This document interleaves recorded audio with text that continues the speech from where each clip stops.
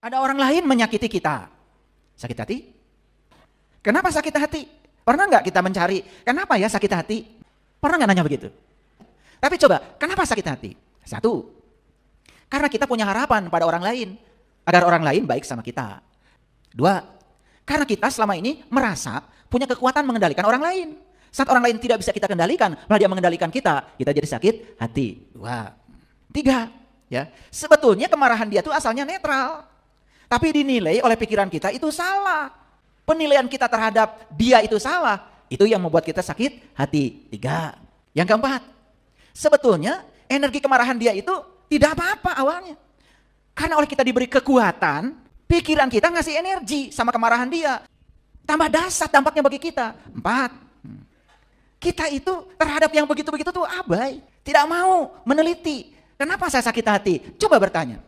Setelah saya teliti, ternyata sakit hati, kesalahan saya sendiri. Kan mau dimasukkan hati atau tidak, itu kan urusan saya.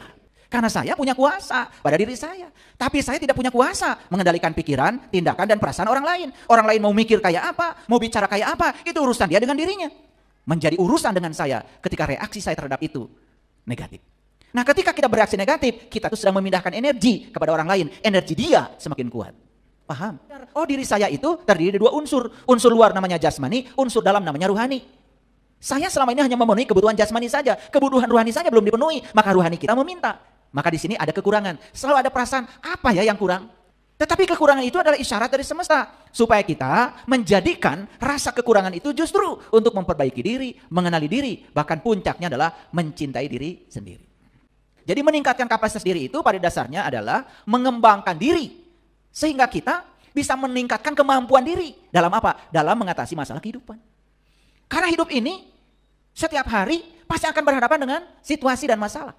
Tapi kalau kita punya kemampuan yang oke untuk mengatasi semuanya, karena kapasitas kita sudah hebat, kan luar biasa. Ada yang lupa. Tadi saya sedang menjelaskan tentang maha. Jadi arti dari kata maha itu berarti apapun yang dilakukan oleh manusia tidak mengganggu Allah. Jadi kalau kita masih menempatkan Allah itu sebagai sosok yang tersinggungan. Kalau kamu melakukan kesalahan, diazab oleh Allah. Bagaimana kita bisa menempatkan Allah sebagai maha? Kalau Allah masih terpengaruh oleh perilaku kita, berarti dia tidak maha. Justru karena dia maha, dia tidak terpengaruh lagi. Makanya semua orang beriman di semesta ini bukan untuk Allah, buat dirimu sendiri. Dan semua orang tidak beriman juga kepada Allah, tidak ada kaitannya dengan Allah, itu untuk dirimu sendiri. Jadi, tolong dipahami. Semua penderitaan yang dialami oleh manusia bukan dari Allah. Karena Allah itu maha. Karena dia maha, berarti dia tidak terganggu sama sekali. Bahaya sekali kalau Tuhan tidak maha. Kayak kalian. Betul nggak? Bayangkan bahayanya Tuhan kalau Tuhan baperan. Udah gitu dendaman lagi Tuhan.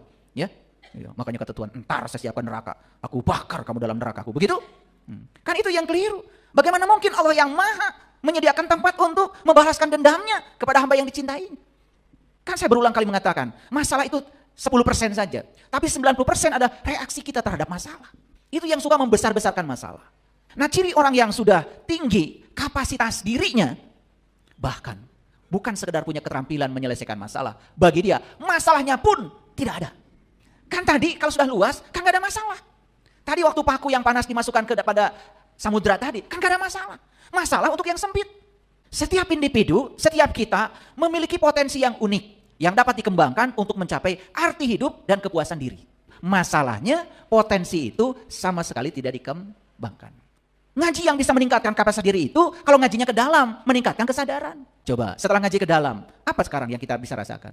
Oh, ternyata yang bisa kita kendalikan dalam hidup cuma 3. Pikiran saya, perasaan saya, dan sikap saya. Di luar itu, saya tidak bisa mengendalikannya. Sadar aja akan itu. Kita tidak turut campur mengendalikan semua yang di luar. Karena semua yang tidak bisa kita kendalikan, jangan coba-coba dikendalikan. Hanya akan menimbulkan rasa lelah pada diri kita. Tapi coba kendalikan pikiran kita. Ternyata begitu dikendalikan pikiran kita, masalah yang di luar juga jadi terkendali.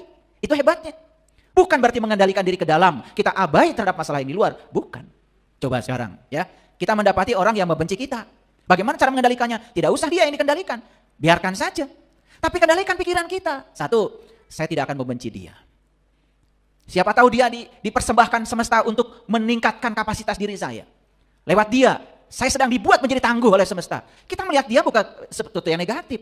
Kita melihat dia sebagai sesuatu yang positif. Di mana pengendaliannya? Di luar apa di dalam? Di sini. Jadi yang dikendalikan adalah pikiran kita. Hebat coba kalau begitu. Kalau Kalau semua orang sudah begitu, tidak menyerang keluar, luar biasa. Kedamaian di bumi ini akan kelihatan.